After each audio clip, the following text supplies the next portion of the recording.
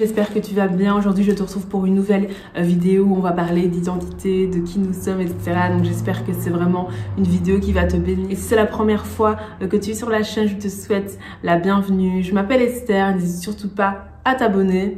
Et moi, je te retrouve tout de suite.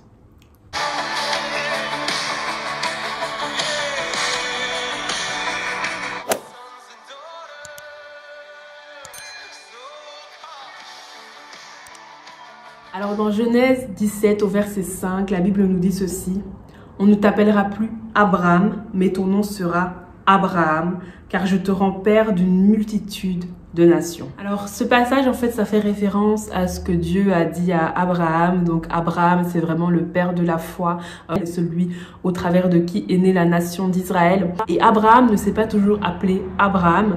À la base, il s'appelait Abram, qui signifie père élevé, et son nom a été changé en Abraham, qui signifie père d'une multitude. Et c'est Dieu, en fait, qui a changé le nom d'Abraham, donc d'Abraham en Abraham, pour lui donner, en fait, un nom qui correspondait à sa destinée, un nom qui correspondait à son identité spirituelle, un nom qui correspondait à qui il était réellement. Personnellement, c'est vraiment une thématique qui me parle énormément, qui me parle de plus en plus, parce que plus, en fait, je progresse dans les choses de l'esprit, plus je comprends comment fonctionne l'être humain, plus je vois la société, les gens qui sont autour de moi, etc.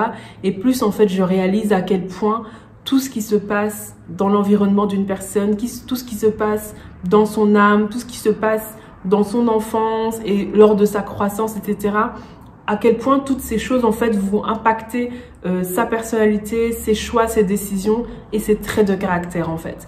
Et par la grâce de Dieu, lorsque nous sommes reconnectés avec Dieu au travers de la nouvelle naissance, par la foi en Jésus-Christ, il y a cette identité spirituelle, en fait, que Dieu nous donne, où nous sommes avec Christ au-dessus de toute domination, puissance, autorité et dignité. Il y a ce projet, en fait, que Dieu a prévu pour nous depuis la fondation du monde, qui peut s'accomplir, qui devient disponible, en fait, pour que nous puissions l'accomplir. Mais pour arriver à tout ça, il faut absolument que nous puissions nous débarrasser, en fait, de la personne que nous avons été jusque-là, de la personne que nous avons été en Adam, pour totalement embraser, en fait, la personne que nous sommes en Christ. C'est vrai que parler des blessures intérieures, parler de à quel point ce qu'on a vécu dans notre passé peut affecter nos relations avec les autres, notre rapport à nous-mêmes, etc. C'est quelque chose, en fait, dont on parle de plus en plus dans le milieu des enfants de Dieu. C'est quelque chose dont on est de plus en plus conscient. Mais je pense qu'on ne réalise pas, en fait, la profondeur, en fait, de ces réalités-là, en fait. Je pense qu'on ne réalise pas toujours à quel point, en fait, ce qu'on a vécu va impacter même des traits de personnalité, même des traits de caractère. Alors, il y a des choses qui sont très flagrantes, il y a des choses qui sont vraiment très évidentes, comme par exemple une fille, par exemple, qui a subi des abus sexuels ou qui a subi des attouchements ou un viol, etc., ça va certainement changer, en fait, sa vision qu'elle va avoir de son propre corps, sa vision qu'elle va avoir de la sexualité, sa vision même qu'elle va avoir des hommes, quitte à influencer, en fait, certains comportements, quitte à la pousser, en fait, à agir d'une certaine façon, que ce soit par rapport à son corps, par rapport à la sexualité ou par rapport aux hommes de façon générale. Donc il y a des choses qui sont assez évidentes, en fait, qu'on peut vraiment déduire facilement. Et c'est comme ça qu'on peut voir, par exemple, une fille qui va être très légère dans ses relations avec les hommes, ou qui va se dénuder facilement, qui va avoir vraiment une vision très banalisée, en fait, de la sexualité, et qui va mettre ça sous le couvert du fait que, voilà, c'est son corps, qu'elle en fait ce qu'elle veut, qu'on est dans une société libre, etc. Alors qu'en fait, c'est le fruit, en fait, d'abus qu'elle a subis, en fait. Mais il y a des choses, en fait, qui sont tellement ancrées dans la société, qui sont tellement ancrées dans la vie des gens, qu'on commence à croire, en fait, que ça fait partie, en fait, de notre personnalité. Il y a des personnes qui vont dire, mais oui, je suis désordonnée, je suis bordélique. Il y a des personnes qui vont dire, je suis timide, et tout ce genre de choses. Et aujourd'hui, en fait, ce que j'aimerais vraiment t'encourager au travers de cette vidéo, c'est d'aller avec humilité dans la présence de Dieu et de demander à Dieu, Seigneur, tu connais le nom que tu m'as donné dans le monde spirituel. Seigneur, tu sais, en fait, à quoi est-ce que je corresponds dans le monde spirituel, à qui est-ce que je corresponds dans le monde spirituel.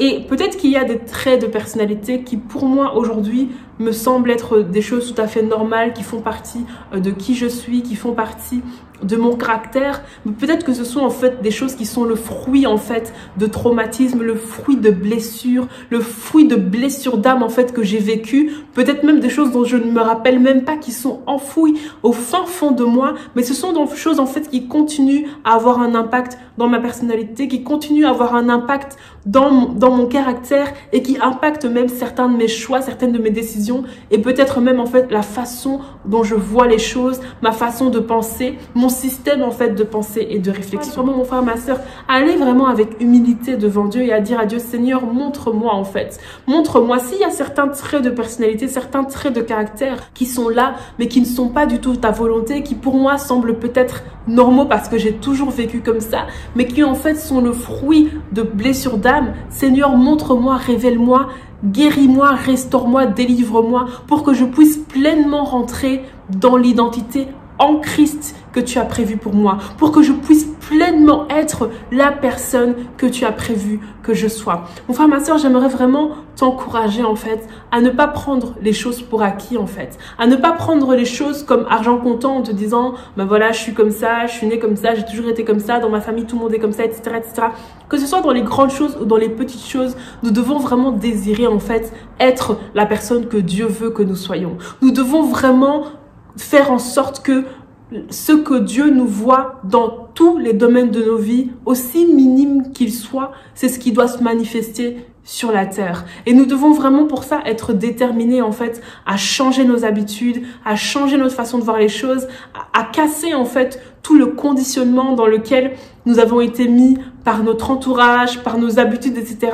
pour pleinement être les personnes que Dieu veut que nous soyons, pour pleinement rentrer dans cette identité que Dieu a prévue pour nos vies. Pour ça, il faut vraiment que ça commence par un changement de mentalité, que ça commence par apprendre à se voir comme Dieu te voit, apprendre à avoir un bon rapport avec toi-même, parce que la base en fait de la plupart des déviances sexuelles, la base de la plupart des déviances au niveau des comportements, des addictions et ce genre de choses, c'est que les gens ont un très mauvais rapport en fait avec eux-mêmes. Pourquoi? Parce que cet amour, cette affection qu'ils étaient censés recevoir dans le cocon familial de la part des deux parents, très souvent, ça n'a pas été fait. Soit c'est des familles qui ont été séparées, soit c'est un parent qui était absent ou les deux parents qui étaient présents, mais de très mauvaises relations avec les enfants. Et c'est ça en fait qui fait que on se retrouve avec des personnes en fait qui ont grandi avec des manques, avec des vides, etc.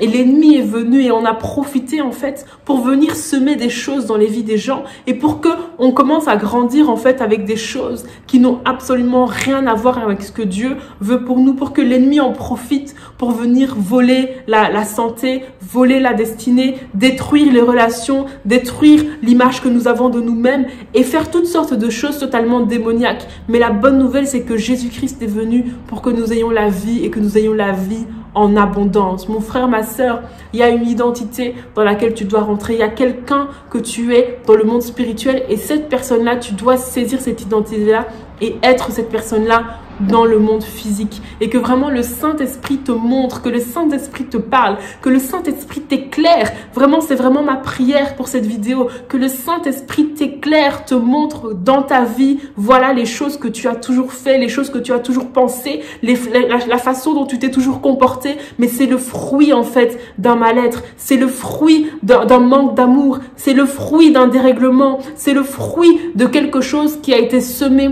par l'ennemi, qui a été semé par la société, mais aujourd'hui le Saint-Esprit veut te délivrer, aujourd'hui le Saint-Esprit veut te montrer qui tu es réellement, aujourd'hui le Saint-Esprit veut faire en sorte que tu aies le meilleur rapport possible avec toi-même et que tu t'aimes, et que parce que tu t'aimes, grâce à l'amour de Dieu qui va le couler en toi, tu vas pouvoir alors aimer les autres comme toi-même.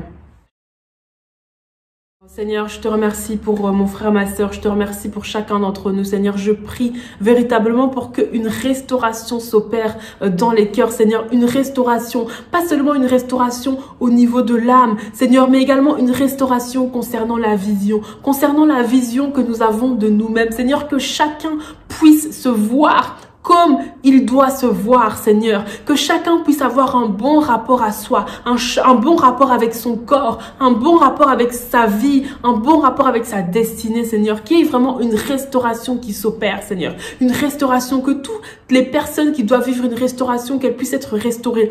Et Seigneur, que tu parles à mon frère, que tu parles à ma sœur sur le plan que tu as prévu pour sa vie, sur la personne qu'il est censé être, sur la destinée que tu as prévue pour sa vie, que tu lui parles, que tu pointes du doigt, Seigneur, certains aspects de sa personnalité, certains aspects de sa vie, certains traits de caractère qui peut-être pour lui étaient normaux, faisaient partie de qui il est, peut-être certaines façons de penser qui pour lui étaient ok, mais montre, Seigneur, d'où ça vient, montre, Seigneur, d'où est-ce que ça vient, pour que mon frère, ma soeur puisse comprendre en fait ce que tu as vraiment prévu pour lui, pour que mon frère, ma soeur puisse voir en fait qui il est réellement. Cette volonté qui est déjà faite au ciel soit faite sur la terre. Amen. Que le Seigneur te bénisse, que le Seigneur te bénisse et que chacun puisse vivre la vie que Dieu a prévue pour lui. Vraiment, c'est ça, c'est que il y a des choses que l'ennemi est venu voler, l'ennemi est venu voler la santé, voler la destinée, il est venu détruire des personnalités, détruire tellement de choses en fait, mais par la grâce de Dieu, Jésus-Christ est là pour être vraiment celui qui va nous restaurer et rendre en fait et racheter le temps et vraiment que ce soit ton partage, mon frère, ma soeur, que ce soit ton partage, que tu puisses vraiment rentrer pleinement en fait dans l'identité que Dieu a pour toi. Voilà. En tout cas, je te remercie d'avoir suivi cette vidéo jusqu'au bout. J'espère vraiment que cette vidéo t'a béni. C'est vraiment une thématique qui me parle énormément. Donc j'espère vraiment que c'est quelque chose qui t'a béni, qui t'a parlé. Et puis je te retrouve jeudi pour continuer notre série sur la fin des temps. Et en attendant, que tout se passe bien pour toi et à très bientôt pour une prochaine vidéo. Bye.